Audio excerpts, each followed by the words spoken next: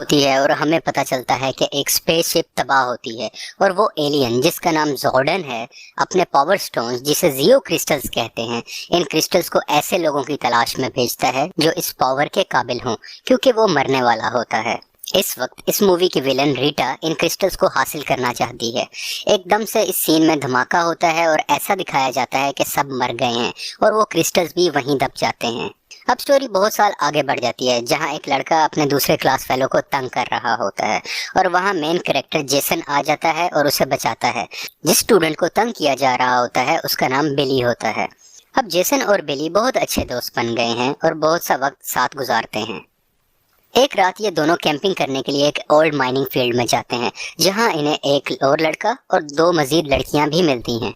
इन सब को रात के अंधेरे में एक रोशनी दिखाई देती है जिससे इन सब की क्यूरोसिटी बढ़ जाती है। ये जब इनको देखते हैं कि यहाँ वही जियो क्रिस्टल्स होते हैं जो स्टोरी के शुरू में जॉर्डन एलियन के पास थे, लेकिन इनको कुछ मालूम नहीं है अभी तक कि ये क्या चीज़ है। ये अभी देख ही रहे होते हैं कि माइनिंग फील्ड की सिक्योरिटी आ जाती है और ये सब क्रिस्टल्स लेकर अपने घरों को भागकर बच जाते हैं। दूसरी तरफ हम देखते हैं कि कुछ फिशरमैन मछलियां पकड़ रहे होते हैं। मछलियों के साथ हमें एक औरत की बॉडी भी नजर आती है और ये रीटा की बॉडी होती है जो स्टोरी की शुरू में जॉर्डन से क्रिस्टल्स हासिल करना चाह रही होती है।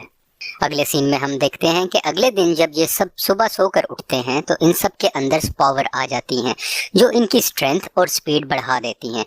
उसके अलावा ये सब लंबी लंबी छलांगे भी लगा सकते हैं। ये सब लड़के और लड़कियां ये देखकर परेशान हो जाते हैं और फैसला करते हैं कि दोबारा उस जगह पर जाया जाए। इस सीन में फिशरमैन जब पुलिस को कंप्लेन करते हैं कि उनको किसी की डेड बॉडी मिली है, तो पुलिसमैन जब देखता है तो रीटा की बॉडी एकदम से जिंदा हो जाती है और पुलिसमैन को मारकर शहर की तरफ रवाना हो जाती है। अब ये तीनों लड़के और दोनों लड़कियां अपनी पावर्स को चेक करते हैं और थोड़ी सी बेसिक ट्रेनिंग करते नजर आते हैं।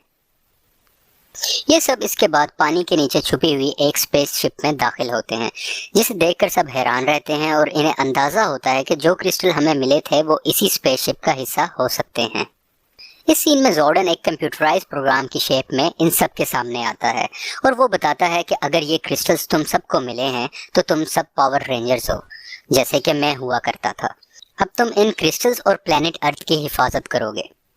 दूसरी तरफ रीटा अपनी मैजिक गोल्ड स्टिक पूरी करने के लिए गोल्ड की तलाश में निकली हुई होती है क्योंकि इसकी गोल्ड स्टिक में मैजिक होता है और जो उसकी मदद करती है अपनी आर्मी जगाने के लिए। इस सीन में जेसन और बाकी पावर रेंजर्स फाइट प्रैक्टिस कर रहे होते हैं ताकि रीटा जब अपनी पावर मुकम्मल कर कर आए तो उसका मुकाबला कर सकें। अब हम देखते हैं कि रीटा एक ज्वेलरी शॉप में जाती है जो वहाँ से गोल्ड लेती है जो उसकी स्टिक बनाने के काम में आता है और उसके अलावा उसके बाद वो वहाँ पे जब पुलिस आती है तो तबाही मचा के सबको मार देती है। ये सब मॉर्फिंग के लिए उसी स्पेसशिप पर खड़े होते हैं। मॉर्फिंग एक ऐसा प्रोसेस है कि जब ये सब अपनी सोच इकट्ठी करते हैं किसी एक मकसद के लिए तो इन सबको एक यूनिफॉर्म मिल जाता है जो कि रेड, ब्लू, येलो जैसे कलर्स में होता है। इस यूनिफॉर्म से इनकी ताकत में बहुत ज़्यादा इजाफा हो जाया करता है और ये बॉट्स का इस्तेमाल भी कर सकते हैं जो हम आगे जाकर देखेंगे। इस सीन में रीटा अपनी आर्मी को जगा देती है और एक गोल्ड का बहुत बड़ा रोबोट बनाती है।